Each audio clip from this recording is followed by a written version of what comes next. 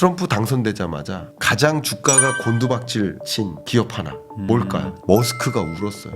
일론 머스크는 웃었는데 트럼프가 도대체 무슨 생각을 하고 있을까? Make America Great Again. 설계, 소재, 제조까지 테스트, 시험 공정 모든 것을 다 미국 내에 이루어지게 하겠다. 이게 트럼프의 큰 그림입니다. 30년 후를 생각하는 사람이에요. 순탄하지만은 않을 겁니다. 실제 집권을 시작하면 우당탕탕하는 일들이 있을 거라고 봅니다. 여러분들이 그동안 갖고 계셨던 생각에 반하는 말씀을 드릴게요. 극단적 보호무역주의 시대에 맞게 교역량이 줄겠구나. 세계적으로 교역량이 감소한다는 거예요.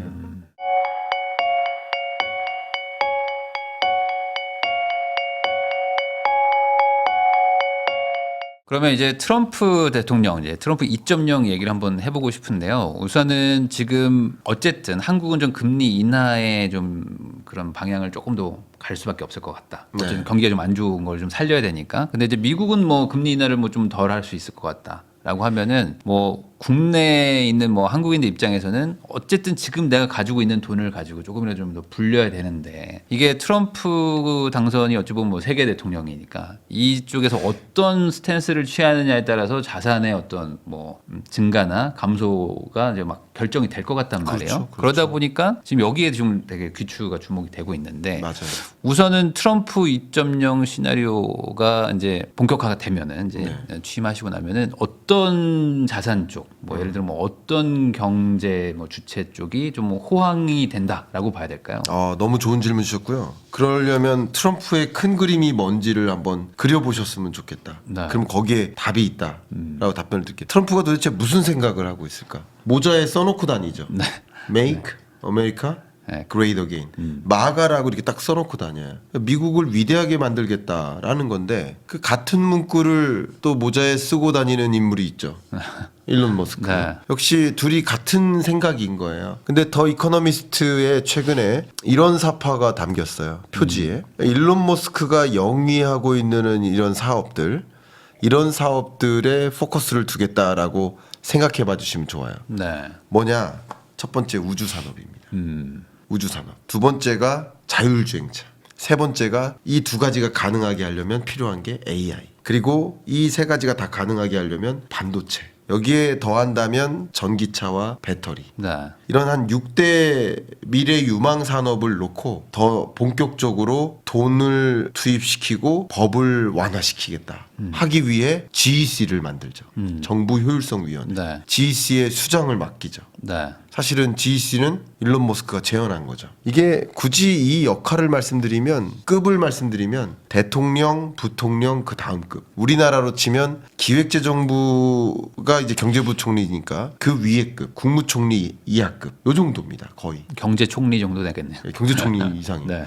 이 GEC를 보면 어떤 식으로 하겠다이냐면 돈과 법을 네 맘대로 해 이거야 쉽게 말하면. 네. 이게 뭐냐면 정부 이 회계장부를 딱 뜯어보고 야 이거 왜 이건 유망한 산업도 아닌데 여기다가 이렇게 예산을 많이 투입해?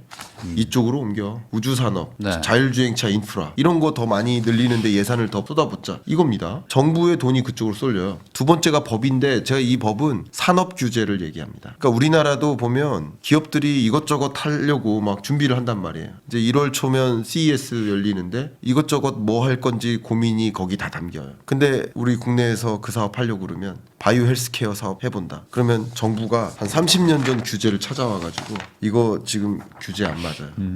이렇게 얘기합니다. 약간 이번 제롬 파월 연준 의장이 FOMC 회의 끝나고 기자회견 때 30분 정도 기자회견을 하는데 마지막 질문이 연준이 비트코인을 정말 비축할 수 있습니까? 이런 사실은 엉뚱한 질문이죠. 그날의 질문으로서는 했는데 파월이 뭐라고 얘기했어요? 뭐 지금은 안 된다. 안 된다. 법에 의해 안 된다는 표현이에요. 네. 그러면 파월은 뭐를 생각하는 거예요? 현재법을 생각. 현재법. 네. 현재법으로는 안 되죠. 근데 트럼프는 뭘 고민하는 거예요? 그걸 법 개정을 시킬 고민하는 거예요. 네. 법을 개정하고 그리고 법 개정하기가 유리한 환경에 놓여 있죠. 레드 수입이니까. 의회가 상원, 하원 다 레드 공화당이니까. 그리고 법 개정하고 연준 의장을 교체하면 26년 5월에 임기가 끝나고 교체할 때 이 비트코인 프렌들리한 사람을 영입을 하는 거죠. 네. 이미 거론되고 있죠. 그러니까 그런 것좀 그렇게 될 때 실제 비트코인을 연준이 비축할 수 있는 거예요. 외환 보유액의 수단으로서 금을 팔고 가져갈 수 있는 겁니다. 네. 그럼 한번 생각해보세요. 국민연금공단도 그냥 테크니컬하게 봤을 때 비트코인에 투자를 못 합니까? 할 수 있죠. 네. 여러 가지 포트폴리오를 갖고 있는데 일부 1,000조 원이 넘는 그 기금 중에 일부를 정리하고 코인으로 가질 수도 있죠. 테크니컬하게는 가능한 거예요. 네. 근데 그 법적인 환경까지 만들겠다라는 거죠. 마치 그런 거예요. 기업들이 미래를 향해 달려가겠다는데 규제 때문에 안 돼요 이러잖아요. 근데 일론 머스크가 뭐 하겠다는 거예요? 다 그거 바꾸겠다. 내가 규제를 완화하겠다. 근데 이 사람은 무슨 생각하는 거야? 현재를 생각해요? 30년 후를 생각하는 사람이에요. 그럼 30년 미래 산업에 걸맞는 규제를 만들겠다는 거예요. 그리고 예를 들면 드론 못 써. 규제 때문에 안 돼. 이런 게 아닌 거예요. 몽골 여행 같은 데 가시면 말 타고 몇십 킬로를 막 달려요. 그러면 정말 그냥 초원이거든요. 네. 인터넷 터질까요? 정말 잘 터집니다. 스타링크. 예. 네. 우주 산업이에요. 그러니까 그렇게 규제를 완화해야 우주 산업에 기초한 관련 산업들이 또 융성되거든요. 네. 그걸 그리는 사람이에요. 그러면 이런 아까 6가지 유망 산업들을 제가 거론했는데 이 산업들을 밸류체인을 싹 끌어다가 미국 내에 배치시키겠다. 이게 트럼프의 일론 머스크의 큰 그림입니다. 예를 들면 이게 뭐냐면 반도체 같은 경우 보세요. 밸류체인이 이 설계는 미국이 아직도 제일 잘해요. 소재는 일본이 최강이죠. 그리고 제조, 파운드리는 대만이 제일 잘해요. 그러면 이게 반도체 하나를 생산하는데 여러 국가를 관통하는 거예요. 이게 간단하게만 말씀드려도 그렇죠. 근데 설계, 소재, 제조까지 테스트, 시험 공정 모든 것을 다 미국 내에 이루어지게 하겠다. 이게 트럼프의 큰 그림입니다. 그러도록 정부 예산도 많이 투입하고 법 환경도 마련하겠다. 그러면 맥세븐 아까도 그런 표현을 해드렸지만 이들 기업들이 더 많은 자금 유입이 있다든가 그러면 이런 테크놀로지 기업들이 더 많은 인프라 예산이 들어오고 자기는 자기대로 R&D 예산 투입하고 민간 R&D 그리고 역시 규제 완화되는 환경이 있고 더 달려나가고 그런 그림을 그려보신다면 어디로 이 자본시장에선 돈의 쏠림이 있을까요? 어쨌든 미국이든 세계 여러 나라든 강한 속도는 아니지만 점진적인 조심스러운 금리 인하는 단행할 텐데 어느 영역으로 돈의 쏠림이 있을까요? 결국에 전 세계적으로 돈이 생길 텐데 그 돈들의 상당 부분은 미국으로 들어갈 수밖에 없는 구조가 지금은 보이네요. 네, 우선은. 그렇습니다. 그러면 이게 어떤 국회에서 뭐 막힌다거나 네. 아니면 뭐 그럴 가능성을 좀 따져는 봐야 되겠지만 네. 어쨌든 지금 흐름은 얘기만 들으면요. 네. 그냥 지금 당연히 그냥 미국에다가 뭔가 다 올인해야 될 것 같은 느낌이 든단 말이죠. 네네. 그럼 이게 이렇게 뭐 순탄하게 잘 될까요? 이거 좀 불안함은 뭐 없을까요? 여기서 뭐 지금 예상하는 부분에 대해서 너무 희망적인 거를 생각하고 있는 거일 수도 있지 않겠습니까? 일단 저는 트럼프의 큰 그림을 말씀드린 거고요. 네. 예, 순탄하지만은 않을 겁니다. 순탄치 않을 겁니다. 네. 왜냐하면 트럼프가 결국 이 밸류 체인을 끌어오겠다. 글로벌 밸류 체인을 깨버리겠다는 거죠. 네. 글로벌 밸류 체인을 깨고 자기들만 잘 GVC가 아니라 살겠다. 그렇죠. DVC로 만든 네. 도메스틱 밸류 체인으로 만들겠다는 건데 이 글로벌 밸류 체인 상에서 그러면 분포되어 있는 우리나라도 K 반도체 클러스터 조성하고 있는데 중국도 반도체 굵기를 선언하고 준비하고 있고 일본도 일본대로 유럽도 유럽대로 하고 있는데 그 기업들을 다 끌어다가 가져간다 그러면 중국은 과연 가만히 있을까? 네. 가만히 있지 않죠. 그러니까 이런 것들이 우당탕탕할 겁니다. 그렇기 때문에 아까도 우리 환율 말씀드렸었는데 환율이 트럼프 이슈를 선반영해서 11월에 강달러를 만들었었죠. 그게 정확히 트럼프 이펙트죠. 근데 정말 그 강달러 기조가 유지될까? 실제 집권을 시작하면 우당탕탕하는 일들이 있을 거라고 봅니다. 시진핑도 가만히 있지 않습니다. 네. 예. 그러니까 상당 부분 이제 싸움이 대결 구도가 이야기될 거라고 봅니다. 그래서 뭐 너무 희망적으로 그냥 뭐 다 미국에 막 투자해야 된다라고 생각하시는 분들도 요즘 많아요. 그냥 네. 뭐 이게 돈 다 정리해가지고 다 무조건 달러 자산 사야 된다 하시는 분들도 많은데 또 반대로 얘기하면 모두가 그렇게 또 생각하고 있기 때문에 이미 좀 가격이 뭐 높은 거일 수도 있고. 네. 그러니까 이거는 이제 너무 뭐 그러니까 한 방향만 보고 결정하지는 말자. 뭐 네. 이렇게 좀 얘기는 해야 될 것 같긴 합니다. 좋습니다. 그러면 이제 아까 처음 얘기한 거랑 또 이어지는 건데 결국에 트럼프를 지금 뭐 걱정하고 우려하는 게 결국에 이제 자국 우선주의를 한다는 거. 그 말은 미국에서는 물가가 더 막 올라갈 수도 있고 상대적으로 다른 나라들은 막 힘들어하고 이런 것들 때문에 오히려 이제 금리 인상된다, 물가 상승한다. 미국 쪽에서 뭐 이런 얘기들도 막 계속 나오고 있거든요. 근데 또 일각에서는 약간 그런 게 약간 블러핑이고 뭐 이런 거지. 또 막상 또 집권하면 또 다를 수도 있다. 뭐 이런 얘기들도 있는데 네. 뭐 어떻게 봐야 됩니까 이거를? 네, 너무 좋은 말씀 주셨습니다. 어쨌든 트럼프가 그 마가 큰 그림을 완성시키기 위해서 여러 가지 수단들을 강구하는데 그 수단 중에 아까 말씀드렸던 GEC라는 것을 도입하고 법과 돈을 그쪽으로 투입하고 또 강구하는 것 중에 하나가 뭐 법인세를 인하해주겠다. 네. 그리고 이산화탄소 저감 노력 안 하게 해주겠다.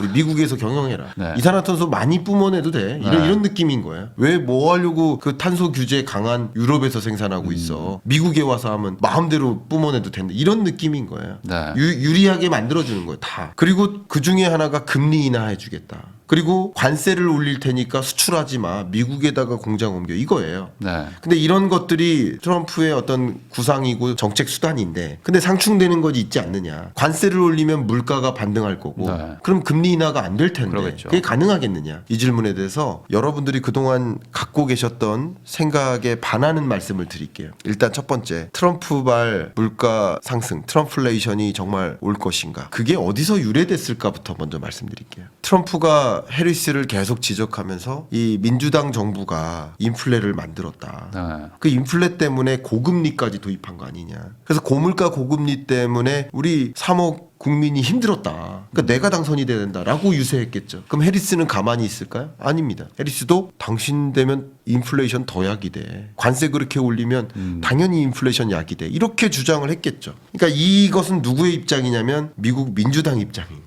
그리고 미국 주류 언론사들이 다 트럼프를 싫어해요. 뭐 뉴욕 타임스나 뭐 다. 네. 그러니까 당연히 이 해리스의 유세, 민주당의 입장을 다 기사화한 거고 우리나라 언론사도 거의 복사해서 붙여넣다시피 유포한 거다. 이렇게 볼게요. 그럼 이게 사실일까? 관세 정의를 한번 봐야 됩니다. 한번 진단해보자. 관세의 정의. 관세는 뭡니까? 관세는 여러분 관세하면 이런 그림을 떠올리시면 됩니다. 제가 그림을 찾아왔는데 관세는 남의 나라 제품을 수입하지 않겠다가 관세의 목적이에요. 남의 나라 제품을 비싼 가격에 수입해다 쓰겠다가 아니에요. 관세의 목적이 뭐라고요? 남의 나라 제품을 막는 거죠. 그렇죠. 네. 막는 거예요. 안 들어오게. 이거를 네. 비싸게 사다 쓰겠다가 아니에요. 네. 그럼 벌써 정의에 부합하지 않죠. 그럼 예를 들어보면 우리나라가 관세를 높게 잡는 나라일까 아닐까요? 우리요? 네. 우리 좀 높은가요? 우리나라 안 높다고 생각을 많이 하시는데 자료 한번 보십시오. 농산물 관세율은요. 우리나라가 정말 세계적으로 높은 나라예요. 그 농산물만큼은 수입 안 하겠다예요. 어떻게 우리 거를 먹자. 그렇죠. 왜냐하면 농가를 보호해야 되니까. 이게 뭐 죄송한 표현입니다만 그만큼 우리 농업은 가격 경쟁력이 약하다고 보는 거예요. 네. 해외 농산물을 그대로 그 가격에 수입하면 이 농업은 완전히 존재할 수가 없다. 네. 가장 대표적인 게 쌀이죠. 미국 캘리포니아 쌀은요, 여러분 비행기로 농약 뿌려요. 그리고 그 농기계가 한번 그 경작하러 이렇게 쫙 출발하면요, 이게 엄청나게 넓어요. 이게 한번 출발하면 그 다음 날 돌아옵니다. 우리는 뭐 아직도 뭐 우리는 밭 깔고 뭐 이런 거 하고 있으니까. 그러니까 이게 네. 제가 그만큼 누가 쌀을 저렴하게 만들까요? 3분의 1 가격이죠. 근데 그런 쌀이 그냥 관세 없이 들어오면 망하겠죠. 네. 절대로 쌀은 수입하면 안 되겠다 하면서 관세를 높였는데 몇 %인지 아세요? 한번 찍어 보실래요? 지금요? 그냥 한번 찍어 보세요. 대충 한 200% 되나요? 200% 더 높아요. 아 그래요. 예. 300%? 더 높아요? 400? 513%. 513%. 그러니까 우리나라에 가장 높은 관세를 부과하는 그 품목이 쌀이고 쌀은 절대 못 들어온다. 절대 안 된다. 하긴 저희 이미 남아도니까. 그리고 그걸로 수입하면 관세를 부과해서 수입하는 할당량이 있는데 그건 전액, 전량, 상업용으로 들어가게 합니다. 시중으로 들어가게 안 합니다. 네. 이게 뭐예요? 그러면 관세를 올리면 인플레가 약이 된다. 맞는 표현입니까? 논리적으로 아니에요. 네. 논리적으로 아니고요. 또 테크니컬하게 아니라는 걸 말씀드릴게요. 아까 관세를 올리는 그 목적이 뭐예요? 마가예요, 마가. 미국을 위대하게 해요. 네. 미국을 위대하게 만들기 위해서 관세를 도입하고자 하는 게 트럼프의 생각인데 그건 실제 수입업체들은 관세를 올렸다가 수입 물가 부담돼서 힘들다라고 아우성하는 수입업체들이 분명 있기도 있겠죠. 네. 그러면 그렇게 할 때 어떻게 할까요? 다 예외 조치해 줍니다. 그렇게 우리 힘들어요. 안 돼요. 그러면 다 예외 조치해 줍니다. 바로. 왜냐하면 미국을 위대하게 하기 위해 만드는 조치인데 우리 미국의 수입업자들이 부담을 갖고 힘들다고 그러면 네. 이거 꼭 필요한 물건인데 이거 관세 올려서 죽겠어요 이러면 다 제외해 줍니다. 이건 진짜 물가 올리는 거예요라고 하면 풀어준다. 그 정의에도 물가 상승에 부합하지 않고 네. 테크니컬하게도 그러지 않도록 만드는 수단들이 있습니다. 네. 두 가지예요. 세 번째는요. 제가 실증적으로 증명을 해드릴게요. 실증적으로. 정말 관세를 올리면 물가가 반등할까? 그러면 과거에도 관세율을 올리는 구간들이 있어요. 여러분 그래프를 보시면 관세율이 이렇게 올라가는 구간들이 있었습니다. 네. 그때 실제 물가가 상승했을까? 아닙니다. 물가 상승률이 오히려 떨어집니다. 떨어져요. 가장 대표적인 예가 관세를 이렇게 내리다가 2017년에 트럼프 일기가 등장했죠. 네. 그때 관세를 2018년 안에 이렇게 올려잡았어요. 대중국 관세를. 네. 그랬는데 중요한 건, 이게 중요한 전제입니다. 한 가지는 미국이 관세를 올리면 다른 나라는 그냥 그거 받아들이기만 할까. 다른 나라들도 똑같이 관세를 올려잡습니다. 특히 중국 보세요. 미국이 관세를 올려잡을 때 18년에 보복 대응을 하는 거죠. 그렇죠. 같이 올려잡습니다. 네. 그러면 이게 어떤 효과를 가져올지를 봐야 돼. 어떤 효과를 가져오냐면 역사적으로 미국 물가 상승률이 그 당시에 2% 언더로 떨어집니다. 실증적으로. 네. 우리나라 물가 상승률도 미국 물가도 떨어지지만 중국 물가 상승률도 3, 4%대에서 2, 3%대로 떨어져요. 그리고 이게 왜 떨어지는지 말씀드릴게요. 그리고 우리나라 물가 상승률도 미국과 중국에 수출을 하는 수출 의존도가 높은 우리나라도 역시 물가 상승률이 역사상 최저치로 떨어져요. 저는 기억하는데 2018, 19년도에 뭐 100분 토론 이렇게 TV에서 출연 요청 오면 주제가 뭐였냐면 한국 디플레이션 당면 하나. 네. 잃어버린 20년 일본처럼 따라가나. 이게 대주제였어요. 그만큼 물가 상승률이 이렇게 마이너스까지 기록할 만큼 실증적으로도 오히려 떨어졌습니다. 근데 왜 떨어질까? 저는 논리를 왜 떨어지느냐 말씀을 드리면 세계적으로 교역량이 감소한다는 거예요. 그러니까 미국만 관세 올리는 게 아니라 다른 나라들도 관세를 올리고 너도 나도 관세를 올리는 이런 시대를 저는 사실 이 책에다가는 그래서 글로벌 무역이 어떻게 전개된다라고 했냐면 극단적 보호무역주의의 시대가 네. 온다라고 한 거예요. 그래서 그럼 오히려 이게 물가를 잡는 특효약이다라고 볼 수도 있는 건가요? 극단적 보호무역주의 특효약이 아니라 잡고 싶어서 잡는 게 아니라 어쩔 수 없이. 안 좋은 방향으로 잡히는 거예요. 이게 무슨 말이냐? 이게 오히려 반대로 얘기를 하고 있었던 거네. 어찌 보면은. 그렇습니다. 저는 그렇게 봅니다. 네. 그래서 아까도 우리 시작할 때 과잉공포감이라고 했던 게 트럼프가 오면 2차 인플레 올 거고 그러니까 금리 인하 못하는 거 아니야. 금리 인하 없어. 금리 인상할지도 몰라. 이거는 과잉공포라는 거죠. 왜냐하면 저의 의견입니다. 제가 한번 이 질문 드릴게요. 재밌는데 트럼프 당선되자마자 가장 주가가 곤두박질 친 기업 하나 뭘까요? 지금 이게 벌써 예가 들었어요. 퀴즈입니다. 친환경 이런 건 아니겠죠? 친환경도 많이 곤두박질 쳤겠지만 네. 교역량이 감소하겠구나. 네. 그러면 해운업체 네. 머스크가 울었어요. 일론 머스크는 웃었는데 해운사 그냥 머스크는 네. 가장 곤두박질 쳤습니다. 이게 뭐예요? 상징적인 의미인데 교역량이 줄겠구나. 극단적 보호무역주의 시대에 맞게 교역량이 감소하겠구나. 여기 그래프 보시면 GDP 대비 교역이 차지하는 비중이 이미부터 보호무역주의로 가는 거예요. 네. 경기가 어려울 때 그래요. 근데 2025년부터는 더 이게 점진적으로 줄어들 것으로 전망을 하고요. 역사적으로도 그런 갈등, 뭐 냉전 시대라든가 러우 전쟁이라든가 이런 것들이 있을 때 교역량이 어쨌든 감소하는 국면으로 갑니다. 역시 이런 트럼플레이션이 오는가라는 그 질문에 대해서 저는 오히려 세계적으로 다 같이 보호무역 조치를 단행하니 교역량이 줄고요. 그리고 교역량이 주는 만큼 세계 주요 국가의 생산량이 줄어요. 신규 투자가 위축돼요. 불안하니까. 무역 갈등이 심하면 그러겠네요. 심할수록. 그러니까 이게 무슨 요인이에요? 경기 침체 요인이에요. 여러분 한번 생각해 보세요. 트럼프 당선되고서 중국 경제 성장률 하향 조정하고 세계 경제 성장률 하향 조정하고 한국 경제 성장률 하향 조정하고 네. 대부분 경제 성장률을 하향 조정하면서 물가는 오히려 오른다. 이게 맞는 표현입니까? 그러네요. 말이 안 되네요. 말이 네. 상충되잖아요. 그러니까 중국 경제가 하향 조정된다는 것은 그만큼 총수요가 줄어든다는 뜻. 기업들이 투자 못하고 가게가 소비를 못한다. 그러니까 물가가 내려갈 수밖에 고용도 없는. 불안하다. 네. 그러니까 이렇게 세계 경제가 저성장 고착화되고 있는 국면에 물가가 오른다?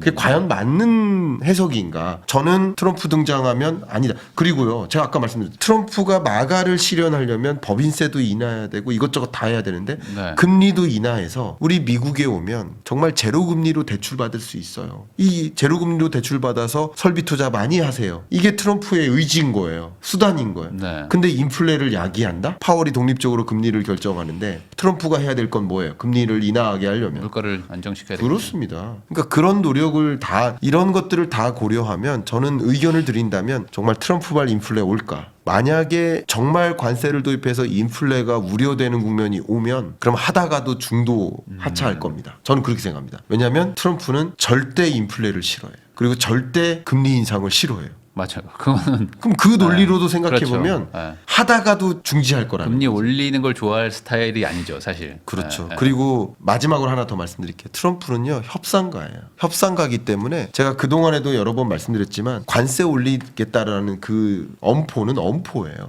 협상 카드로 쓴다는 거죠. 그렇죠. 니네들 긴장해. 니네들 미국의 공장 더 질 준비를 해. 내가 관세 그때 그러면 안 올릴게. 이겁니다. 내가 원하는 걸 들어주면 관세 안 올려줄게.